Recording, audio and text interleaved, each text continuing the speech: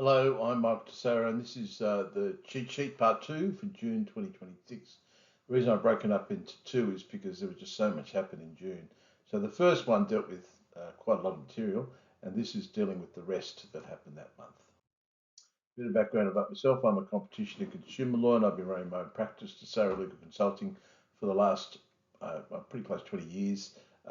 In that role, I help companies, individuals with competition and consumer law problems.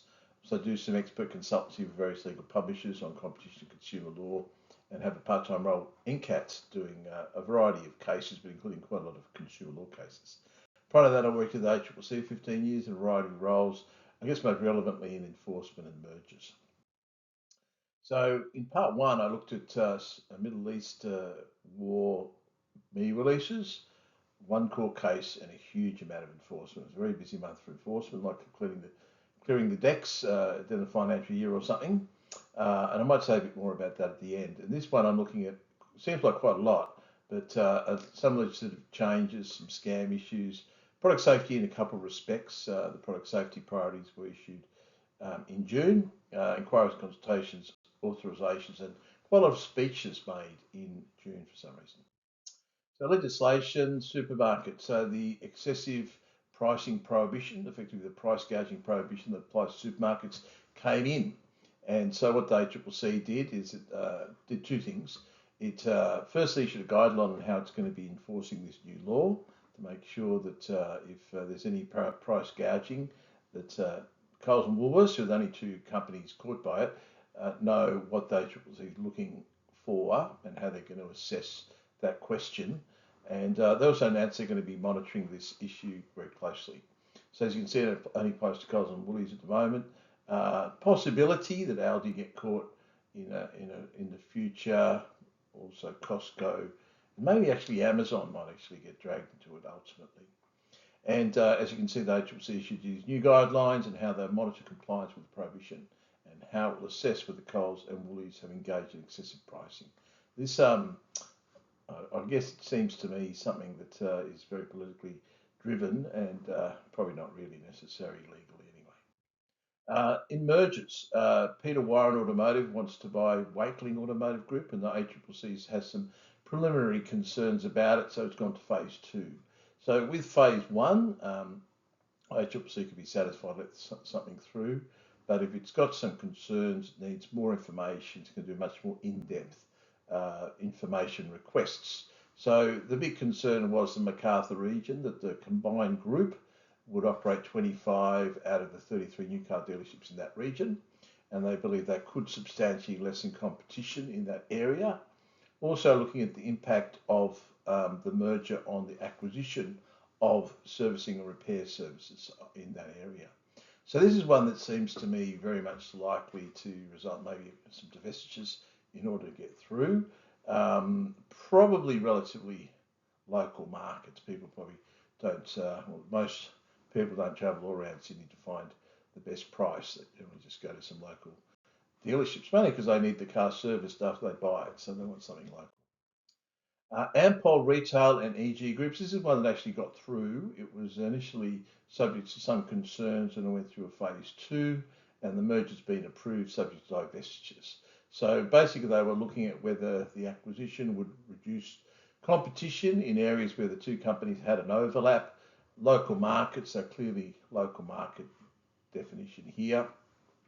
And Ampol initially offered to sell off 19 sites, but doubled actually after the public assessment, the phase two assessment. So ACCC said, well, there are a number of other areas of concern. You've got to raise the number of divestitures, so they doubled it and agreed to sell those to a particular trader, so the DIB Group, who operate the Metro Petroleum chain. So they're quite a big chain themselves, as you can see, 300 sites. So effectively another 41 sites are going into the Metro Group and the merger's through. I think this might be the first one that's got through with divestitures since the changes to the new merger laws. Trescal Holdings and TR Proprietary Limited calibration equipment business. So this is all very technical, but effectively there's a part of this TR business which overlaps with what Trescal do, and the ACCC again thinks there's some preliminary competition issues, we need to go a bit deeper. So it's gone to phase 2 review.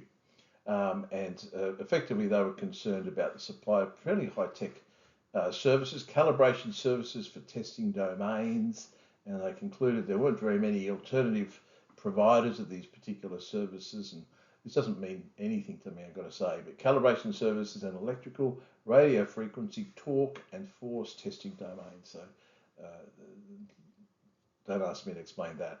The ACCC also considered whether there'd be some impact on the acquisition of supply of these services to customers seeking them from a single supplier. So I guess that's the thing. People buy these services from Trescal and TR, and now they're going to have, potentially one less supplier. Is that going to cause a problem? So it's probably quite similar issues as you generally would see in a merger matter. This is one I'm not too sure they can solve the problem with divestitures, but maybe there are particular parts of the business that they could be sold off, or maybe when they go phase 2, they don't find any significant lessening competition or substantial lessening competition. Then scams. So this is interesting. Basically, National Anti-Scam Centre announced been very active in the scam area. They received 45,000 scam reports, which is down 20% compared to the same period last year, which is good. So that would suggest that their efforts are being successful. A lot of these reports, are financial losses, and $76 million, and that's a decrease as well, 17% decrease. And then there's other places where people can complain. So that's the Scam Watch service, and these other places report cyber. So it's a 60,000 in total when the two ones are added together, and the total amount that's been lost is actually significantly higher, 248 million. So there's a lot of cyber scams that are going to effectively, I think it's police, that are very significant. And I guess the thing is they're disrupting scams. That's a problem. You can't necessarily catch the guys running these scams, but you try and identify them early, disrupt them by effectively getting their website taken down by the big digital platforms. And so in this period, they took down 5,800 scams, including 2,000 fake online gambling websites, which sounds impressive, but I can guarantee the number of new scam websites that came up is probably 10 times that. So I think maybe finding a bit of a losing battle, trying to take down sites. It's all got to be about education, educating consumers to be very careful. Product safety pledge. So this was something that was brought in a few years ago, where a number of online marketplaces agreed to take extra efforts to make sure they weren't selling products that were dangerous. So they signed up to the product safety pledge, and now Temu and Gumtree have joined with the existing players, Amazon, eBay, AliExpress, as a signatory to the product safety pledge. And so they're agreeing to do more than is legally required to stop the sale of dangerous goods. And it's interesting, there's 15 commitments, so they've added a few more commitments on, and so there's, effectively ensuring greater transparency, accountability, I guess able to move quickly on products that are dangerous. And there's just a couple of examples. These are a couple of examples. I'm not going to go through all 15, but they're listed there. The link in the media release to these 15 commitments. So just obvious ones. Regularly monitor Australian International Product Safety websites and alerts for anything that may relate to something they're selling. It seems like a basic thing to do. Provide a dedicated contact point for Australian regulatory authorities. That's really important. The ACCC identifies something as a problem. They need to be able to get to somebody in these big organisations quickly to get it taken off the website. Authorisation. So this is the Australian Hotels Association. This has been around for years, this one, and it's just been continued forward. So effectively, the individual hotels want to be able to collectively bargain with various hospitality suppliers and enter into and give effect to various contracts. So this sometimes involves, large beer providers, liquor providers, things like that. So I guess there's a bit disparity in bargaining power there. So I guess the two benefits of collective bargaining: A, you reduce transaction costs, it's one, negotiation, And secondly, it sort of equalises the bargaining power of the two groups. And they can continue to give effect to any contracts arrangements which they enter into that arise out as collective bargaining agreements. I think they do tend to collectively bargain. I think it's in the interest of a lot of hospitality suppliers to have one big negotiation with all the different hotels rather than individual negotiations. Screen Producers Australia, this is an interesting one. Screen Producers Australia tried to negotiate or propose an authorisation where they could negotiate collectively with broadcast and streaming platforms, and the ACCC said no. They had foreshadowed, ACCC, they didn't like it. I think the indication was they thought it was a private benefit, not a public benefit, and that's been confirmed now. So the ACCC considers the proposed conduct will benefit Screen Producers Australia members by enabling them to have greater input into contract negotiations and may reduce transaction costs, but they're not concerned that this conduct would result in net transaction cost savings. So don't think ultimately it's going to, reduce the total amount of transaction costs that are being incurred. I think there's a lot of people maybe outside the group who will continue to negotiate directly. And also not persuaded that claims benefits are likely to result from the proposed conduct. So they probably identified a bunch of basic, public benefits, and they have to be achievable without the authorisation. So they can't be achievable without the authorisation. So if they're going to rise otherwise, they're not going to get a credit for that proposed or alleged public benefit. The ACCC was also concerned these model terms could actually, I guess, fundamentally limit competition. So they could act as a benchmark for negotiations across the screen production sector, narrowing income. So effectively, effectively, anti-competitive outcomes could result from the model terms. So in balance, the public benefit did not outweigh the anti-competitive or the public detriment arising from the conduct. Interesting to see what they do, whether they challenge the decision or just drop it. Now, here's a few authorisations. The first one's interesting, and I maybe talk about this a bit more in a later podcast, but I guess, as everybody knows, Epic Games sued Google and Apple all around the world for kicking them off their platforms, and they've been successful in Australia, and Apple has decided to fight on, and so the case is going forward for a hearing on the remedies, which would be damages, and the ACCC want to get involved there too. But fundamentally, Epic's going to be after damages and also the ability to get on the Apple platform so they can sell their services. But Google has come to an agreement with Epic. They don't want to keep fighting. It's a global settlement, and effectively, because there's a global settlement and because they're, I guess, big players, there's a risk of anti-competitive outcome. So what they had to get was an interim authorisation from the ACCC to allow the global negotiations to continue and to include the Australian market. So if they didn't have that, there's a technical or theoretical risk that they might be breaching the competition provisions of the Competition and Consumer Act. So that's been put through without too much fuss. Job futures, so draft determination. So the ACCC on its face thinks it looks all right. Effectively, these job futures members, service partners, affiliates, the ACCC thinks it would be a good idea if they could collectively tender for government and other contracts to deliver various government-funded employment services to disadvantaged unemployed people, and also require service partners and affiliates to agree to restrictions on competing with COACT. So it's interesting, I guess, clearly providing a service like this collectively has a lot of public benefit, particularly the services that are being offered. It's a government service and the rest of it, but also not to compete with job futures. So that'd be interesting to see what people think about that. Now it's gone out for draft determination, so people might not like that very much. Then this was mentioned last month, and effectively ACCC proposed to allow a bunch of airlines who are on the freight side of it to collectively cooperate and on air cargo services to and from Australia. So again, this is one that I'm a bit sceptical about because there's a bit of a history of price fixing in these markets. And so really you want to be allowing people to have close associations.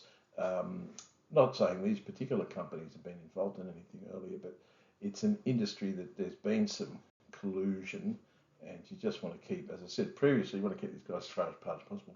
Anyway, the ACCC's granted authorisation. Next one, commercial cash distribution. So this is all the problems that arose with Armaguard's merger, and then they were going to go broke, and it looked like cash carrying services were going to end in Australia, and the banks and the big retailers and a bunch of people were very concerned about that. So there's been a lot of activity to try and keep this going, and a lot of acrimony back and forwards. It's obviously Armaguard's owned by the Lindsay Fox and his family, and they're trying to keep it afloat, and they need a lot of financial assistance from their customers, which is sort of funny, really.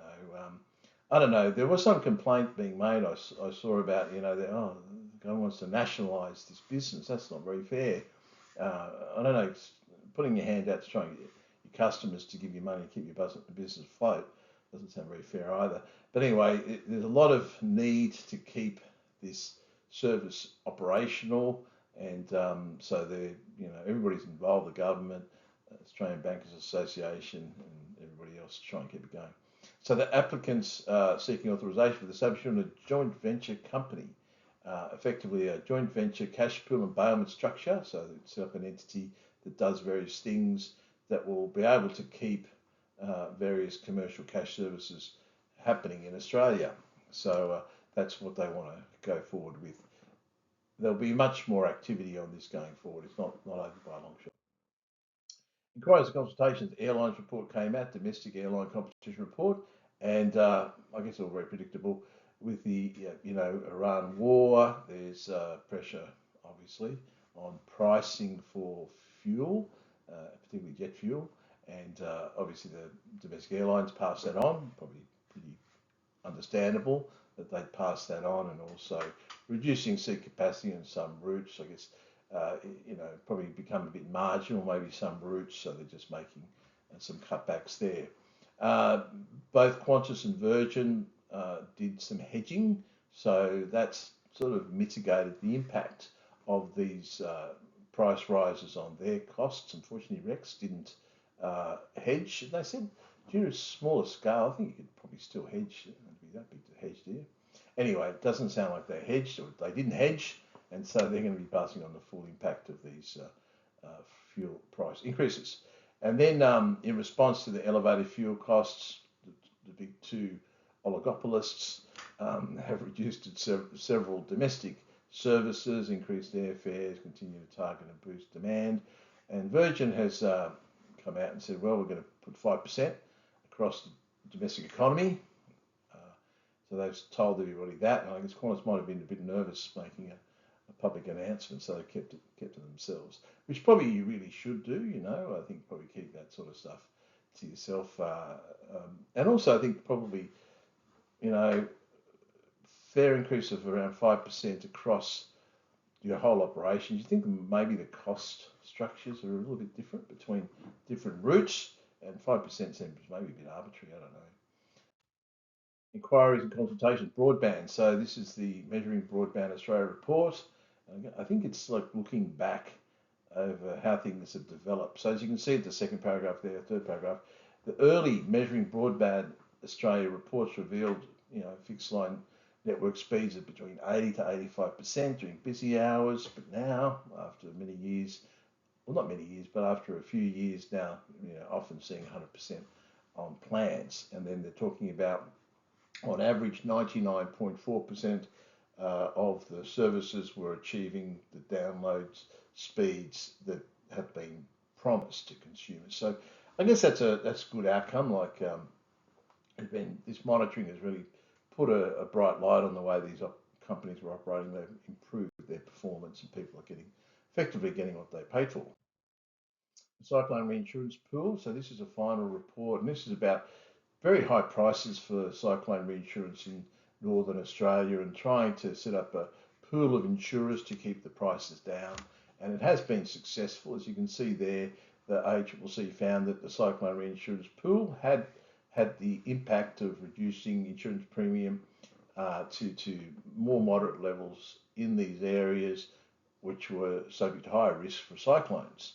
And as you can see, that they found that in the first year after the various insurers had joined the pool, average premiums in these higher cyclone areas fallen 11% for home insurance and 8% for strata insurance and 24% for small business insurance. So that's pretty good, particularly the small business insurance. The thing they also noted is, by contrast, in areas where there's no risk of cyclones, home insurance has risen, strata insurance has risen, and small business insurance rose by 10%. Curious about why. I don't quite understand. How's it going down 24% up in these cyclone affected areas and going down in those areas and going up 10% in the same period in areas that aren't at risk of cyclones? I don't understand this. The implication is maybe some cross subsidies, like maybe we need to select people in other markets with a bit more in order to cover ourselves in these other cyclone risk areas. I don't know. But ACCC made a point of identifying that anomaly. Didn't say much more about it, but it does seem to be they've got some concerns over competition in the insurance area, particularly in these three areas: home insurance, strata insurance, particularly small business insurance, 10% increase. Like CPI, what's CPI? Nowhere near that. And then there was a lot of speeches. I know they were quite keen to go out and talk to various people. First one was Anne Breakey. Is it Anna or Anne? I can't remember. Anyway, she's a commissioner, and she went out and talked at this Comms Day Summit, which I'd never heard of before. And it was all about the rapid overlapping changes happening across the communications sector, and when she highlighted the ACCC's focus on making sure these areas deliver reliable, affordable, and real choice for consumers. So that was the focus of it. And I guess the specific issue she spoke about was low Earth orbit satellites, which is basically Starlink, saying that in the past it was putting high orbit satellites were expensive, obviously, and there are a lot of benefits from having these low Earth orbit satellites and providing a range of services. So that's a big opportunity. Direct-to-device satellite services, the second thing she mentioned, it's all very high-tech. Universal outdoor mobile obligation, so trying to promote that obligation across Australia. And then final, domestic mobile roaming. So I guess you can just be in the middle of nowhere and you sort of look on your phone. This is very common in Europe. And you look, what's the maybe the cheapest or the strongest signal, mobile signal, or what's the best mobile provider to use in this area? So you can just select the one you want and say, well, I'll use that one, and rather than be fixed to a particular network. So you wouldn't be fixed to Optus, Telstra, or TPG Vodafone. You could just sort of say, okay, middle of nowhere, I'm usually with Telstra. Better for me to just select Optus, so you get a better signal or something. So that's something that I guess is being talked about a lot at the moment. Australian Energy Week, so another event that I wasn't aware of, and she spoke, and Breakey again spoke at the Energy Policy Forum, and then she was talking about development shaping Australia's electricity markets and the ACCC's focus for strengthening competition, improving consumer protections, and ensuring all households benefit from lower cost and new energy services. Like, that's a tough one, don't you reckon? Energy's not going the right way in electricity, in gas. It's going the wrong way. So I don't know quite as much cause for optimism there. But anyway, she spoke about some of the opportunities. And then the Digital Platform Regulators Forum, which involves a number of different regulators, ACCC, Privacy Commissioner, and people like that. They have formed a group, which was a sort of a short-term thing, but it's being continued now. And then they announced a new memorandum of understanding to strengthen the coordination between these different groups on various issues relating to digital platforms. And as you can see there, formalises how members will share information and work together on cross-cutting issues, including scams, privacy, online safety, competition concerns, more coordinated regulatory response to emerging risks. This is very sensible when you think about it, because digital platforms raise a lot of risks in different areas and a lot of overlap. So it's good to be working together. And under the agreement, the members may share information where permitted by law. So, it's probably a little bit narrow there, but you can't do it unless there's maybe some formal request. Coordinate activity on matters of mutual interest relating to digital platforms, and obviously responding to emerging risks. So it's a good thing that's continuing, and it's good that it's sort of expanding the level of cooperation between them. National Consumer Congress. So this is Jenny Cass-Gottlieb doing a presentation here, and this is where the ACCC's current product safety priorities are announced. So gives a speech there and says, okay, in the future year, in the coming year, we're going to be focusing on these areas. And so micro mobility devices, so it's a big area of concern. A lot of people are using these devices and getting injured and, got to say, getting killed. So it needs some urgent action there to just get some safety guidelines around the whole thing. Updating mandatory product information standards and product safety standards, that's really important. Just don't let them sit there forever. Keep updating them, particularly looking at overseas developments. The more we can get our standards in line with overseas developments, the easier it will be for every. Nothing quite as bad as having to, develop a product differently or have different labelling for a product that comes in Australia than elsewhere. Because we're a small market, so it's better that it all be standardised.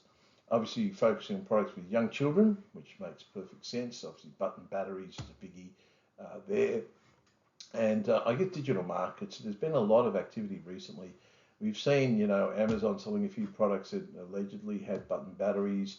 We've seen in this month, actually, I think it was, a number of the big online marketplaces selling products that were banned, like the banned high-powered magnets. How do you do that? So there's a lot of concerns with digital markets. They're moving very fast. Their vetting of products, if it's so many products, must be very hard to vet them all, but they've got to vet them all because they're big sellers, and a lot of these products could get out in the hands of consumers and in the hands of children very quickly unless they're more diligent in identifying dangerous products. And ACCC talked about using the right tools and responses in product safety, which I think they've become a lot more sophisticated in the way they do this stuff than historically, and making our insights count. So I guess having a seat at the table, talking about standards, expressing the view of what's important, what's not important. The commentary, excessive pricing, that law's come in, very politically motivated, really not necessary in my book. I don't think Coles and Woolies compete very hard in the market. They could, but they don't. Why would you if you're in the position they're in? But I don't think they're excessive pricing. They might make the odd error and charge too much for something, but I don't think they're sort of trying to price gouge. And so I don't think the ACCC expects to catch them out. I don't think the government expects to catch them out. But the ACCC is doing what the government wants, and I guess the government can take the credit for protecting consumers, even though I think everybody knows it's all a bit of window dressing. Peter Warren Wakeling, it sounds like a classic case for some divestitures that should get through. Ampol EG, it's pretty painless, if you're willing to come to the party and put meaningful divestitures on the table. Like they had to double the number of retail outlets they sold, but they got it through and they could just move on. And I guess selling to a big player like the DIB Group means that there probably will be effective competition in the market as a result of those divestitures. The website takedowns, it's encouraging, but it's almost like you'd want to know, you took down 5,000 websites. How many new scam websites were set up in the same period? And that, I don't know if they actually know that, but I'd say that if they're taking down 5,000, I wouldn't be surprised if 50,000 are being set up, particularly with a new AI, which can just do stuff and really just churn out dodgy websites very, very quickly. Screen producers got rejected. Didn't seem there was much public benefit there. Quite a bit of potential detriment. So I can understand why it was rejected. The question is, what do they do now? Do they challenge the decision or forget about it? I don't really know.